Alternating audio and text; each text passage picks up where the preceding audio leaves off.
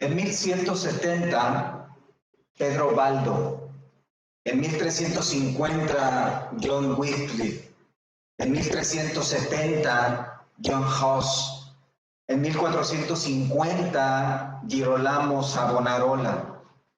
Fueron los principales pre-reformadores. Antes de que en 1519 el reformador Martín Lutero, y después, años después, Juan Calvino, John Knox, Zwinglio, y luego los puritanos John Owen, Richard Baxter, Charles Spurgeon, todos ellos consolidaron, lo que conocemos como aquel gran movimiento de reforma protestante.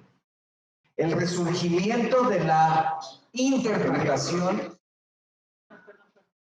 y de la predicación bíblica. La predicación fiel de las Escrituras, el resurgimiento de la palabra en los púlpitos, la exposición y extensión de las doctrinas bíblicas, la salvación solo por la fe. A ese tiempo, las doctrinas habían sido torcidas por el catolicismo romano y escondidas, encubiertas del mundo, pero todos estos hombres pre-reformadores, reformadores y post-reformadores puritanos, para preservar la pureza de la doctrina, estos hombres formularon y se apegaron a 5 doctrinas llamadas las doctrinas de la gracia. Fueron parte de un sistema teológico protestante que particularmente Juan Calvino sistematizó, profundizó, y a partir de ese tiempo toda la iglesia bíblica, toda predicación fiel de las Escrituras debe considerar siempre las doctrinas de la gracia. ¿Cuáles son esas doctrinas de la gracia? Número 1, la depravación total del hombre. Número 2, la elección incondicional. Número 3, la gracia soberana. Número 4, la redención limitada. Y número 5, la perseverancia de los santos. En las últimas décadas, desde hace unos 30, 40 años, lamentablemente han surgido movimientos doctrinales contrarios a las doctrinas de la gracia, a las doctrinas bíblicas, iglesias que promueven una predicación centrada en el hombre, humanista, iglesias que promueven una predicación centrada en las capacidades humanas, un evangelio de obras, algo así como hágalo usted mismo, una adoración emocional saturada de prácticas como hacer una oración, tomar una decisión, abrir el corazón a Dios y recibir el Espíritu por medio de experiencias emocionales. Todo ello es resultado de ignorar las doctrinas de la gracia. En respuesta a ello, Dios levantó desde hace algunos años un movimiento de iglesias reformadas. Y son iglesias que actúan como un escudo de la fe bíblica, un apego a la Biblia. Una iglesia es bíblica, escuchen, no por su apego al calvinismo, sino por su apego a las Escrituras. Una predicación de la salvación por medio de la fe en Jesucristo. Una adoración donde se tiene a Jesucristo como centro de adoración. Una adoración de la iglesia basada en la verdad y guiada por el Espíritu. Estas semanas vamos a estudiar las doctrinas de la gracia. Estas 5 doctrinas que, escuchen, despliegan la majestad y la gloria de Dios a través de la salvación en Jesucristo. Vamos a iniciar esta tarde con la primera de ellas, que es la depravación total del hombre. ¿Qué significa esta doctrina? Pongan mucha atención. ¿Qué es la depravación total del hombre? La palabra depravación se refiere a la inclinación natural de los deseos del hombre hacia el mal. Todo hombre, toda mujer, en todo lugar, en todos los tiempos tenemos esta inclinación. no significa que somos tan malos como podríamos serlo. La educación, la moralidad y el temor a las consecuencias limitan en gran medida la maldad. El delincuente tiene miedo de ir a la cárcel, los hijos tienen miedo de desobedecer a los padres y la moralidad nos enseña que debemos conducirnos y comportarnos de una manera correcta. Pero todas estas cosas y estas actitudes nunca corrigen la naturaleza pecaminosa del corazón humano. Lo que es la semilla de una planta dará fruto en esa planta y esa planta crecerá como un árbol y siempre será un árbol de esa semilla. La doctrina de la depravación total nos da la respuesta a una pregunta. Como aquel paciente que delante del doctor le dice, ¿qué tengo, doctor? La Biblia nos dice que tenemos. Es clara al darnos o al revelarnos nuestra condición. Si me acompañan a la carta a los Romanos, capítulo 3, versículos 9 al 12, tenemos un pasaje central en cuanto a la doctrina de la depravación. La palabra de Dios inerrante y suficiente aquí actúa como un doctor que nos va a decir cuál es nuestra condición. Romanos capítulo 3, versículo 9. Cuando dice, ¿somos nosotros mejores que ellos, hablando de gentiles y judíos y toda clase de personas? Y vean lo que dice la palabra, en ninguna manera, pues ya hemos acusado a judíos y a gentiles que todos están bajo pecado. Como está escrito, no hay justo ni aun uno, no hay quien entienda, no hay quien busque a Dios, todos se desviaron, aún se hicieron inútiles, no hay quien haga lo bueno, no hay ni siquiera uno. Esto es lo que dice la Biblia. Estas son las palabras del doctor Dios hablando sobre la condición de todo hombre. Y lo que él dice es claro, no hay ningún justo, no hay ningún santo. Todo hombre nos hemos desviado.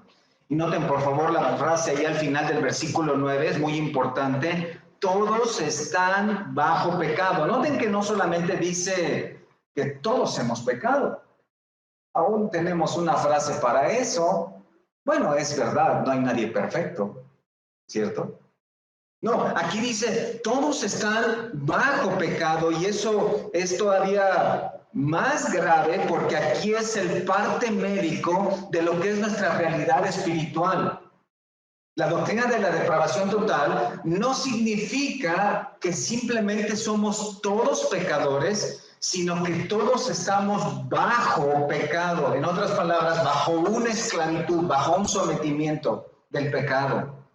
No es lo mismo pensar en que no somos perfectos y que alguna vez fallamos, a pensar que algo nos está sometiendo, a que alguien nos tiene esclavizados. La doctrina de la depravación total no solamente nos descalifica de una perfección, nos dice que obedecemos al pecado. No solamente estamos limitados para ser perfectos, sino que el pecado domina nuestra vida. Y la doctrina de la depravación total no significa, escuchen, que el hombre vive completamente en maldad. No significa que todos somos personas con una vida como los más grandes malvados de la historia. Sí es verdad que en cada uno de nosotros, como alguien lo dijo, puede haber un Hitler en potencia. Sí es verdad que en cada uno de nosotros puede existir un Judas. La semilla es la misma, pero hay mucho que limita. La sociedad y el mundo en el que vivimos nos ha enseñado que es mejor ser buenas personas. Sin embargo, la Biblia quita el polvo de toda esa moralidad y dice, el hombre está depravado totalmente. ¿Qué significa? Todas las áreas de su vida, dice Dios, todas las áreas de su vida están debajo del yugo del pecado. El pecado, en otras palabras, en términos espirituales, tiene su bota en nuestro cuello naturalmente. No dice todos cometemos pecado. Obvio, nadie es perfecto. No, dice todos están bajo el pecado. Significa estar afectados totalmente por deseos y motivaciones pecaminosas. Eso comenzó con Adán y Eva, es verdad. Su desobediencia introdujo el pecado. Le abrieron la puerta al pecado. Pero eso solo fue la semilla. Lo que sucedió con Adán y Eva es que ellos le abrieron la puerta al potencial. Ellos fueron como aquel sembrador que tomando la semilla del pecado fue y la esparció. Cuando se esparce la semilla, no hay un bosque ahí. No hay una hortaliza cuando se pone la semilla en la tierra, pero pronto la habrá. Esto es lo que sucedió con Adán y Eva. Recuerden, en Génesis 1:27, dice que creó Dios al hombre a su imagen, la imagen de Dios los creó, varón y hembra los creó. Es claro que cuando Dios creó al hombre, lo hizo a su imagen.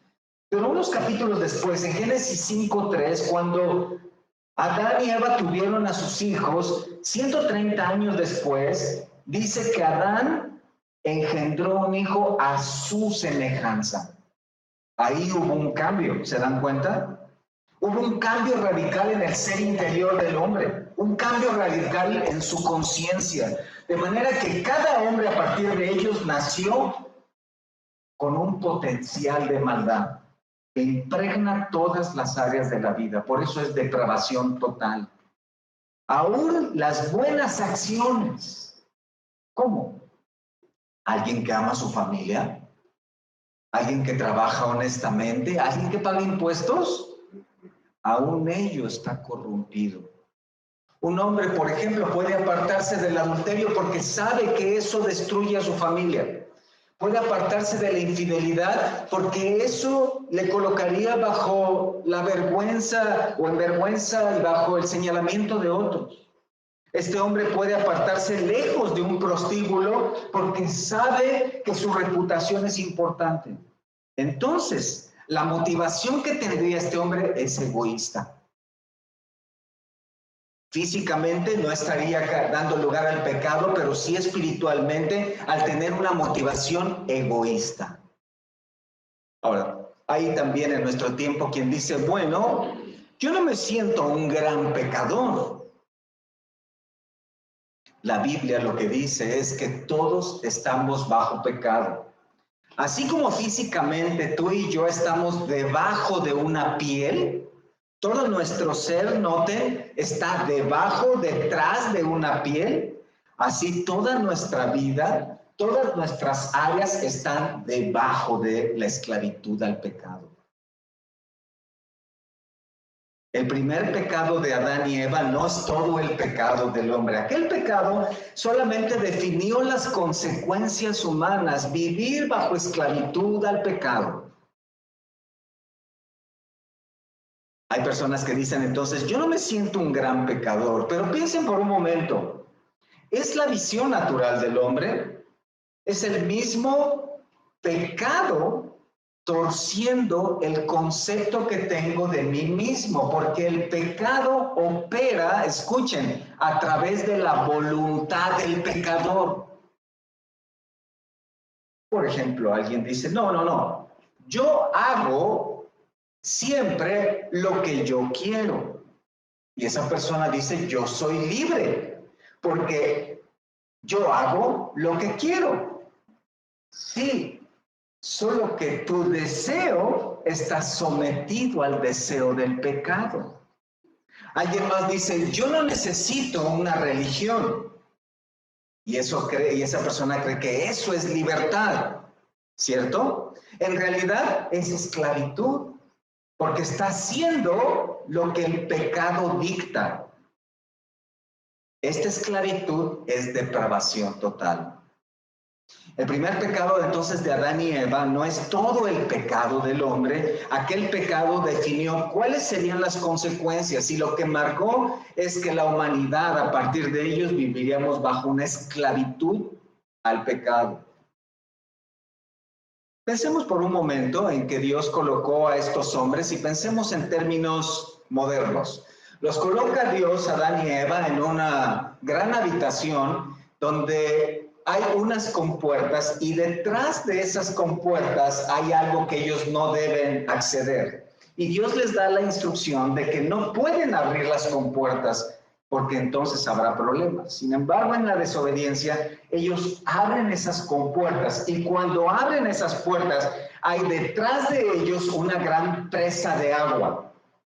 En ese momento, una avalancha entra a su habitación, inunda todo, los empapa completamente, los moja y todas las cosas que están en su mundo, que es la habitación, quedan inundadas. Adán y Eva solo abrieron la compuerta, pero cuando abrieron la compuerta, el caudal de pecado inundó su vida. A partir de ese momento, ellos ya no podrán tener nada seco en donde se encuentran. Todo estará impregnado, todo comenzará a enmojecerse, habrá un olor fétido, a humedad, a podrido. No podrán quitar el agua de todas las cosas. Por más que puedan traten de limpiar hacia un lado, hacia otro, ellos están en una sola habitación y esa agua ha inundado todo. Así es el pecado. Todo lo que hacemos está impregnado de pecado. David, el rey, llegó a comprender esta realidad y escribió en el Salmo 51, acompáñenme, en el Salmo 51, él dijo: ten piedad de mí, oh Dios, conforme a tu misericordia. Conforme a la multitud de tus piedades, borra mis rebeliones. Lávame más y más de mi maldad y límpiame de mi pecado. Y noten el versículo 3, porque yo reconozco mis rebeliones y mi pecado está siempre delante de mí. Si notan el versículo 5, he aquí en maldad he sido formado y en pecado me concibió mi madre. David no habla de ser producto del adulterio o de la fornicación. Él está diciendo que la condición caída de todo ser humano es de pecado. Incluso concebir hijos sucede en una condición pecaminosa. Él está hablando de cómo aún su propia madre, cuando lo concibió, estaba en esta condición. La idea es que no somos pecadores porque pecamos, sino que pecamos porque somos pecadores. No hay nadie perfecto, es claro. Pero además esto, escuchen, nadie estamos cerca de ser perfectos. En Romanos 5:12, nuevamente la palabra dice, por tanto, como el pecado entró en el mundo por un hombre, y por el pecado la muerte, así la muerte pasó a todos los hombres por cuanto todos pecaron. Es muy complicado cuando estás en el cementerio frente a varias personas que están llorando y que tienen una pena, un dolor por la tía que estamos dejando ahí dentro de un féretro. Es muy complicado poder consolar a alguien que está en esas circunstancias y al mismo tiempo decirle cuál es el problema central. Porque por una parte quieres secar esas lágrimas, pero por otro lado sabes que hay una situación. Pero he aquí la respuesta. Cuando mirando a ese féretro que será colocado en el agujero, en el hoyo en un momento, puedes decir la razón por la cual nuestra tía, prima, hermana, mamá, etcétera, será colocada aquí, dice la Biblia, es que es a causa del pecado. Y el pecado trae la muerte. Y eso te permite entonces poder comenzar a hablar de cómo el pecado se dispersa y está presente en todas las personas. Adán fue la cabeza representativa de toda la raza humana. Adán fue colocado en el huerto representándonos a todos ahí, aunque todavía no habíamos nacido en Adán, estábamos presentes ahí. Fue la cabeza representativa y por eso cuando Adán peca y abre las compuertas, a partir de ese momento, él y todas sus generaciones son imputadas con su pecado. Adán transmitió una genética humana, ¿cierto? Cuando tú volteas a ver a tus padres o a tus abuelos, dices, me parezco. Y algunas veces te dicen, es igualito, volviste a nacer. Ah, qué bien, ¿no? Nos sentimos. Sí, soy hijo. Sí, soy hija. Ah, muy bien, porque tienes eso. Transmitió la genética humana. Sus hijos tendrían piel, carne, huesos, sangre, pero también transmitió una genética espiritual, si le podemos llamar así, una genética espiritual corrupta de pecado, manifestada en una mente y deseos pecaminosos. En pocas palabras, ¿por qué no puedo volar? Porque mis padres no pueden volar. Y mis abuelos no pueden volar, y mis hijos no podrán volar, ¿cierto? La depravación total significa que todo lo que hacemos, todo lo que tocamos, lo tocamos con los dedos del pecado. Absolutamente todo. Somos los miras del pecado. Todo lo corrompemos. Todo lo que decimos incluye algo de pecado. Todo lo que pensamos involucra poco o mucho de pecado, porque el pecado es como el agua. Cuando toca algo, ¿qué hace? Lo moja. Intenta tomar un poco de agua y ponerlo en lo que quieras, que no lo moje.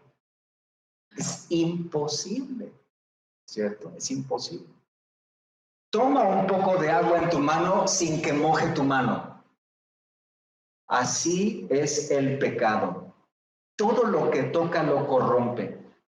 Ahora, tal vez alguien dice, bueno, yo nunca he pecado. La Biblia dice que el que dice que no ha pecado es que mentiroso. Porque el pecado no solamente afecta nuestras palabras, nuestro pensamiento, nuestro corazón, nuestras actitudes, sino aún nuestras emociones. El pecado es como el agua, se mete en todas partes. Tenemos una frase muy común, el agua busca su cauce. Es tan poderoso el pecado como lo es el agua sobre la piedra. La desgasta, la penetra, la parte, la derriba. El agua en tiempo de lluvias puede destruir una construcción. Simplemente el agua va al lugar preciso, a los cimientos de la casa, y después de un tiempo esa construcción puede venir abajo. Alguien dijo, yo nunca he hecho nada que no tuviera alguna parte de pecado. Nuestros mejores momentos en la vida han involucrado pecado. Nuestras mejores oraciones, nuestros momentos más espirituales, aun cuando hemos estado en la presencia de Dios en oración, ahí hemos ido con pecado. Hay un lugar en el mundo que se considera el lugar más seco de la tierra. El lugar más seco de la tierra es el desierto de Atacama, está en el norte de Chile. En este desierto es una franja de unos 1,600 kilómetros. Nunca llueve. O llega a caer un poco de agua, escuchen. En un año lo que llueve equivale a 1 milímetro. 1 milímetro. Hay zonas de ese desierto de Atacama que nunca ha llovido. Hay postales, fotografías de lugares ahí impactantes, lugares desérticos.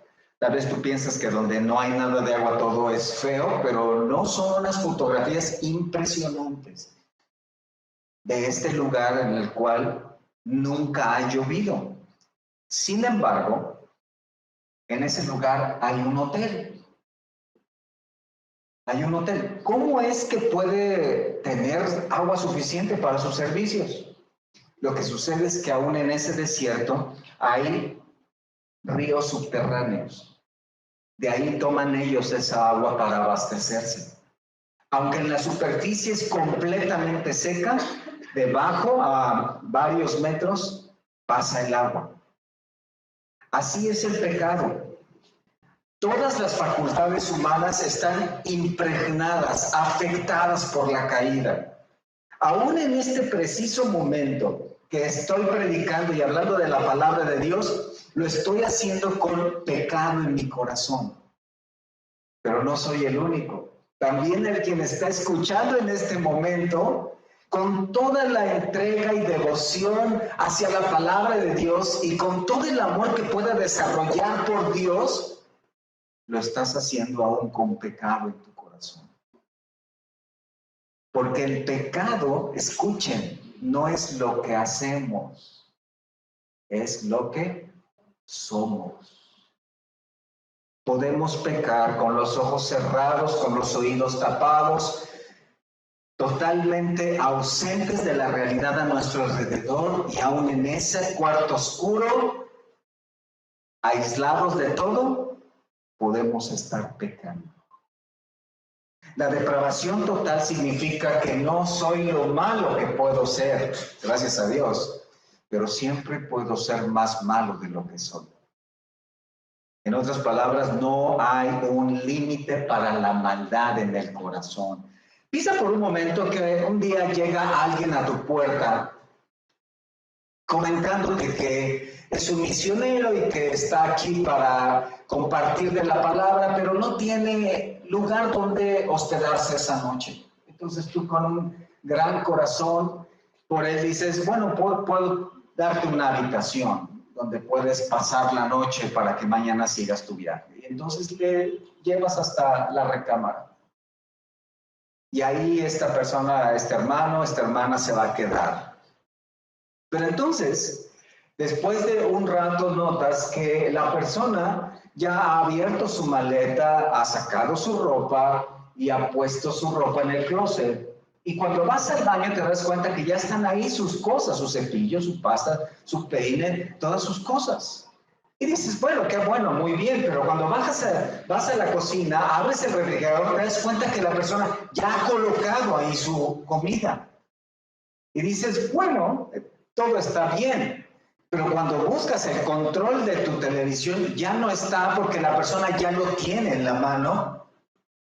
Y comienzas a darte cuenta y sales y te das cuenta que ya su ropa sucia está en tu cesto, que la lavadora ya está funcionando porque ya la está usando y que entonces cada área de tu casa, la sala, la recámara, el baño, ya ha puesto todas sus cosas ahí. Creo que cualquiera empezaríamos a pensar qué está pasando aquí. Pero dices, bueno, está bien, es parte de lo que el hermano o la hermana necesita. Pero entonces llegas allá a tu recámara y recuerdas que tienes tal vez que sacar algo de dinero para hacer unas compras y tú tienes un lugar muy especial donde guardas tus cosas. Entonces sacas esa caja donde tienes un poco de dinero y sacas la caja y abres, levantas la tapa y te das cuenta que la persona ya ha puesto ahí sus cosas de valor. La depravación total del hombre significa que el pecado se aloja con nosotros, usa nuestra sala, recámara, cocina, baño, aún nuestras áreas más privadas. Lo impregna todo, se mete en todos lados. Ya se instaló en cada habitación, ya abarcó todo de nuestra vida. También el área privada, nuestros pensamientos, nuestras intenciones y la relación con Dios.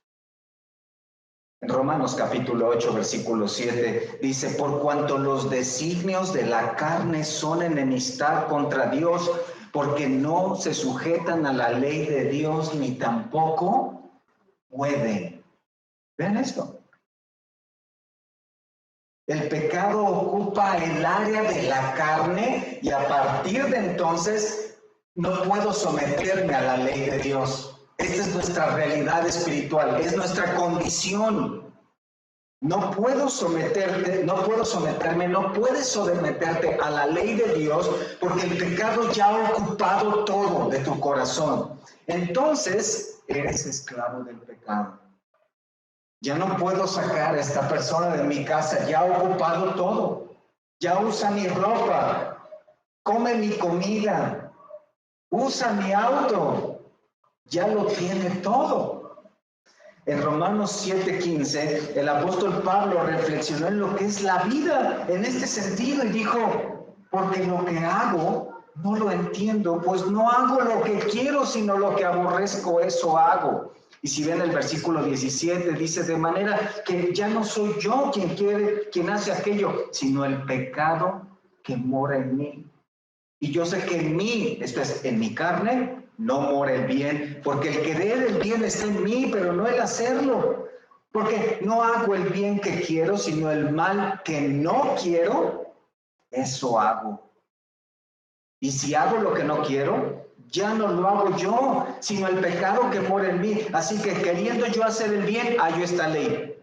El mal está en mí. Porque según el hombre interior me deleito en la ley de Dios, pero veo otra ley en mis miembros que se revela contra la ley de mi mente y que me lleva cautivo a la ley del pecado que está en mis miembros. Miserable de mí, ¿quién me librará de este cuerpo? Pablo está diciendo que toda nuestra mente, todo nuestro ser quedó afectado por el pecado y nos impide hacer la voluntad de Dios. Y aun cuando hay en nosotros una parte que quiere obedecer a Dios, todos nuestros mejores deseos, obras están impregnadas de pecado. El pecado es una pequeña gota colocada en un gran depósito de agua. Esa pequeña gota de veneno, poco a poco, se dispersará y contaminará todo. El pecado siempre incluye la perversidad del corazón, la perversidad de la mente, la disposición y la voluntad, y los toma cautivos. El pecado siempre es una perversión de todo nuestro ser. Es tan grave que el doctor le dice al paciente, usted debiera estar en terapia intensiva. ¿Pero cómo? Yo no me siento como muerto, pero lo está. Aunque no nos sintamos pecadores, lo somos. Aunque no nos veamos tan pecadores, la Biblia dice que lo somos. El Antiguo Testamento es la historia de Dios tratando de convencer al pueblo de Israel y luego a todo el mundo que somos pecadores. Y él usa tantas palabras, por lo menos 8. Ruina, iniquidad, transgresión, impiedad, rebelión, culpa, desvío y pecado. Siempre Dios mostrando al hombre su inhabilidad espiritual y las consecuencias de 1000 maneras del pecado. Todo lo que tenemos en el Antiguo y Nuevo Testamento, en 1185 capítulos, excepto 4, 1185 capítulos es un mensaje de Dios para decirnos, ustedes son personas pecadoras. Lo que hizo Cristo cuando vino a la tierra fue que pudiéramos ver en blanco y negro el contraste de lo que es la santidad, un hombre santo y un hombre pecador. Cristo como hombre santo, todos nosotros como pecadores. Dios entonces se convirtió en el maestro más didáctico para poder mostrarnos con claridad, como un padre a un hijo pequeño, decirle que en su corazón hay pecado. Para decirnos lo que dice la Biblia, que es categórica. El hombre no puede agradar a Dios por sí mismo, porque aunque cumplamos con las prácticas externas, aunque nos bauticemos, aunque vayamos a la primera comunión y luego la confirmación, aunque nos hinquemos ante un sacerdote y le contemos en nuestra perspectiva, por supuesto, lo malos que somos, aunque hagamos penitencias, aunque sea lo que sea que cumplamos religiosamente, lo que la Biblia nos dice es que el pecado nos separa de Dios. Es una barrera, es una muralla. Las obras que honran a Dios no son obras con pecado. Las obras que honran a Dios tienen como motivación su amor, su ley como principio de dirección y su gloria como propósito final. Por eso, de manera natural, estamos incapacitados. En términos espirituales, nosotros necesitamos o somos como aquellas personas discapacitadas que no pueden andar en la calle porque no están las condiciones adecuadas para caminar, trasladarse. Somos personas que no podemos caminar, ciegas, sordas, mudas, sin una capacidad de razonamiento espiritualmente para poder adorar a Dios de manera correcta. En Isaías 64:6, a través del profeta, Dios fue muy claro, vean, en esta doctrina de la depravación. Dice el profeta, si bien todos nosotros somos como suciedad, y todas nuestras justicias como trapo de inmundicia, y caímos todos nosotros como la hoja, y nuestras maldades nos llevaron como viento. Nadie hay que invoque tu nombre, que se despierte para apoyarse en ti, por lo cual escondiste de nosotros tu rostro y nos dejaste marchitar en poder de nuestras maldades. Solo una profunda comprensión de nuestra condición pecaminosa nos hará entender nuestra profunda necesidad de Dios. Es como el ama de casa, que comprende que aunque tenga cerrada la puerta y las ventanas de la habitación, de todos modos habrá polvo. ¿Les ha pasado? ¿De dónde sale? De las mismas cosas que se desgastan. Así sucede con nosotros. Aún apartarnos a un monasterio, lejos del mundo pecador, apartado de las personas y lejos de todo aquello que causa malos deseos, aún allí llevaríamos algo, llevaríamos pecado. Dice un comentarista, cuando veo dentro de mi corazón y percibo su infinita maldad, creo que es un abismo más profundo que el infierno. Cuando oro, peco. Cuando predico, peco. Tengo que arrepentirme de mi arrepentimiento y mis lágrimas necesitan lavarse en la sangre de Cristo. La gran calamidad de este tiempo es que la iglesia moderna está tan entretenida e interesada en otras cosas. Es más atractivo la prosperidad económica, las riquezas materiales. La iglesia está interesada en cumplir sus sueños, sus anhelos.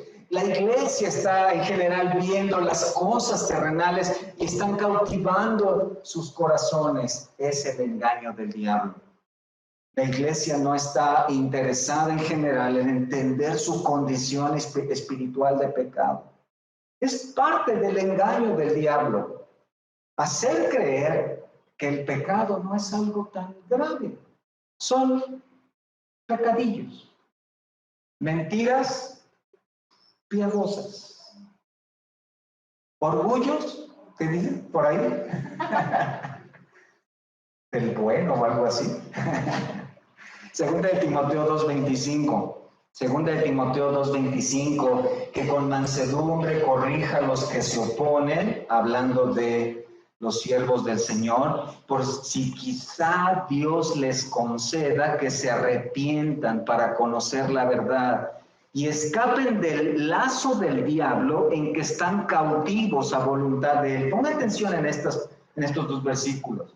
Está hablando de cómo el siervo de Dios es llamado a corregir a los que se oponen a la verdad, por si quizás se les concede el arrepentimiento, puesto que están cautivos, esclavizados con el lazo del diablo.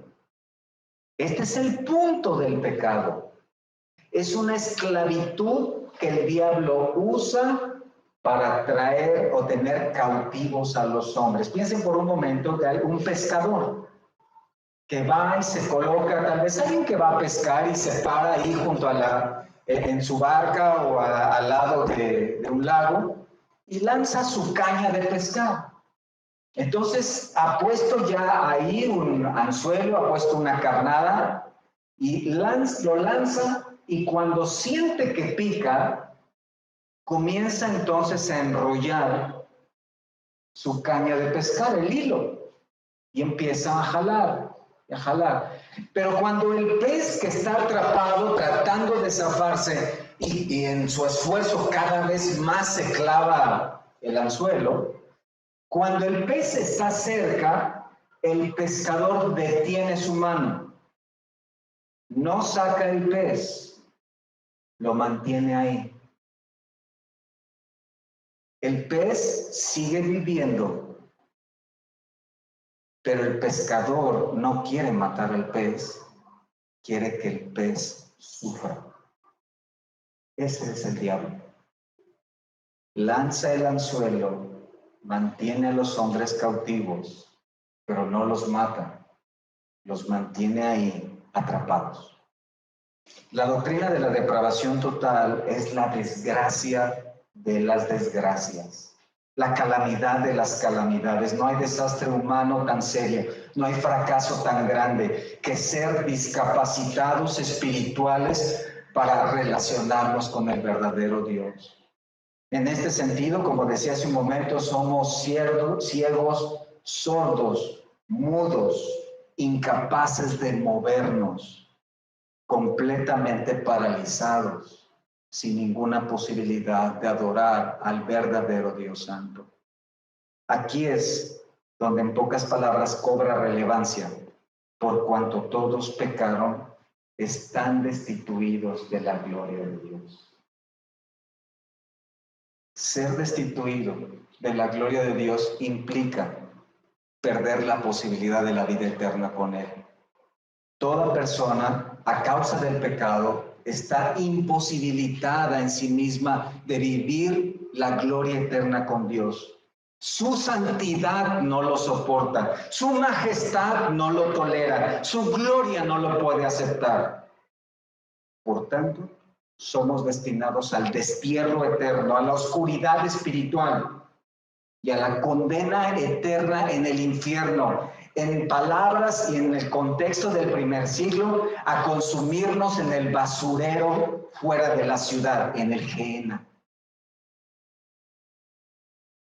Entonces, por naturaleza, nos convertimos en espectadores fuera del estadio, en invitados fuera del banquete, amedrentados y expuestos todo el tiempo a las fauces y garras de leones espirituales del pecado en la arena del diablo. Esta es nuestra prisión. Oh, miserable de mí, ¿quién me librará de este cuerpo de muerte? Pero no es todo. Si la doctrina de la depravación total suena su martillo en sentencia de muerte, he aquí que también envía un poderoso mensaje. Me dice que estoy atado, cautivo y esclavizado. Por tanto, necesito un libertador. Necesito que alguien que me dé libertad. Alguien tiene que venir de fuera para sacarme de esta celda, de este calabozo, de esta cárcel. Alguien tiene que venir de fuera, que sea libre, que venga y abra mi prisión, porque la prisión tiene una cerradura que está por fuera. Ese es Jesucristo, el Hijo de Dios, que con su vida santa y justa, Él, el Hijo de Dios, que es libre. Dios mismo vino y se ofreció en una cruz para pagar por tu prisión, para dar su vida para sacarte de la cárcel. Él vino a pregonar libertad a los cautivos, a poner en libertad a los oprimidos, dice Lucas 4:18. ¿Cómo lleva a cabo esa liberación? Si me acompañan a Juan 8:34, ahí en las palabras que él mismo dijo, Juan 8:34, dice la palabra: Jesús le respondió, de cierto os digo que todo aquel que hace pecado, esclavo es del pecado. Y el esclavo no queda en la casa para siempre, el hijo sí queda para siempre. Así que si el Hijo os libertare, seréis verdaderamente libres. Vean las palabras contundentes de nuestro Salvador. Su obra sobre la tierra fue una obra de liberación del pecado, porque solo uno que es libre puede libertar a otro esclavizado. Solo uno que es libre puede llegar hasta la prisión, hasta la celda del que está adentro, y puede por fuera abrir la puerta y el cerrojo. Cristo abrió con su vida y muerte la celda del pecado y decidió liberarnos, pagando la sentencia por el pecado. Y no solo eso, escucha, él mismo entró a la celda y cerró la puerta. Y a nosotros nos dijo: vete, eres libre. Él mismo entró a la celda para sufrir el castigo por nuestros pecados. Y al entrar en esa celda fue separado del Padre. Por 3 horas en la cruz pagó con su vida y su muerte la fianza por tus pecados. Como el libertador de los hombres, ahora ofrece libertad a quienes creen en Él. Mientras Él era encadenado al castigo del Padre por los pecados, estaba rompiendo las cadenas de todos los que creen en Él.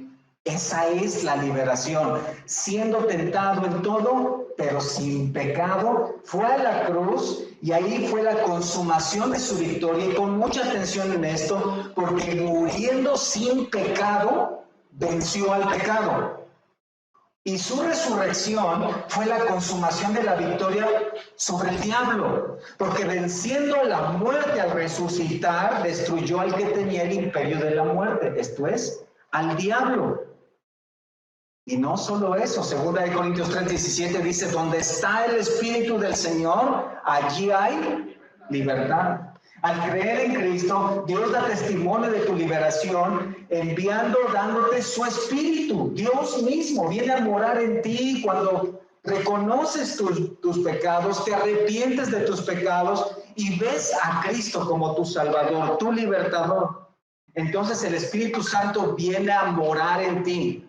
Y entonces hallamos verdadera libertad en Cristo. Entonces las cadenas del pecado ya no nos sujetan más. El pecado es debilitado. Un gran golpe es dado a nuestro viejo hombre que fue crucificado con Cristo. El pecado es debilitado fuertemente en nuestra carne y ahora sí es posible vencerlo.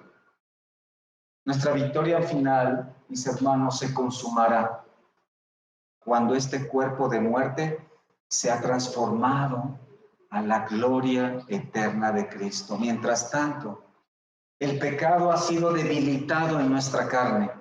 A través del poder del Espíritu podemos luchar y vencer al pecado en nuestra vida. Esa es la capacidad que Dios nos da. Pero no solamente eso, a través de su Espíritu en nosotros establecemos una relación con Dios como hijos. Y establecemos a través de Cristo una comunicación con el cielo. Y no solo eso, ahora además tenemos la promesa de la vida eterna. Somos libres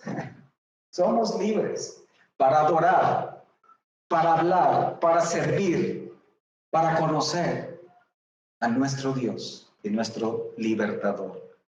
pero no como los que tienen la libertad, dice Pedro, como pretexto para hacer lo malo, sino como siervos de Dios. O sea que así como el movimiento de independencia en México nos dio libertad para gobernar nuestra nación, y en unas pocas semanas estaremos hablando de ello, ¿cierto? Así como la independencia nos dio libertad para gobernar nuestro territorio, así la libertad en Cristo te da libertad para gobernar tu vida en sentido opuesto al pecado, la gloria de Dios. Mis hermanos, mis hermanas, vivan su libertad, vivamos nuestra libertad en Cristo, con una vida dedicada a conocer, amar y a servir a Cristo. Hoy la depravación total del hombre es evidente, es clara, pero Cristo nos ha dado ahora la libertad para obedecerle. Y es la gracia inmerecida. Amén. Oremos. Gracias, nuestro Dios, gracias por tu palabra, porque a través de ella podemos no solamente ver nuestros corazones, sino entender tu gracia en Cristo. Y esta tarde, Señor, te agradecemos porque hemos admirado tu palabra y hemos visto cómo con gran misericordia diste tu vida para nuestra libertad. Y los que hemos ahora tomado esa libertad, quienes hemos recibido esa libertad, te pedimos porque nos des tu gracia para vivir en ella, luchando con el pecado, no reinando más el pecado en nuestro cuerpo mortal. Y te pedimos tu gracia para luchar la buena batalla espiritualmente y para gozarnos en la victoria que nos has dado en ti, Señor, en la cruz, con tu resurrección. Gracias. Y si hay alguien que esta tarde, escuchando este mensaje, entiende su necesidad espiritual y no ha venido hasta ti para suplicar de esa libertad espiritual, te rogamos porque tu Espíritu Santo le dé convicción de su pecado, le haga ver el juicio que viene sobre él o ella a causa de ese pecado, el juicio, y que tu justicia le llevará a la condenación a menos que se arrepienta. Ten misericordia, Señor, de todo aquel o toda aquella que no ha sido libertado y que aún permanece con las cadenas del pecado, con los grilletes en sus manos y en sus pies, y su corazón está esclavizado aún. Porque si el Hijo os libertare, seréis verdaderamente libres. Gracias, nuestro Dios, por darnos este tiempo. Oramos en el nombre de tu Hijo Jesucristo. Amén.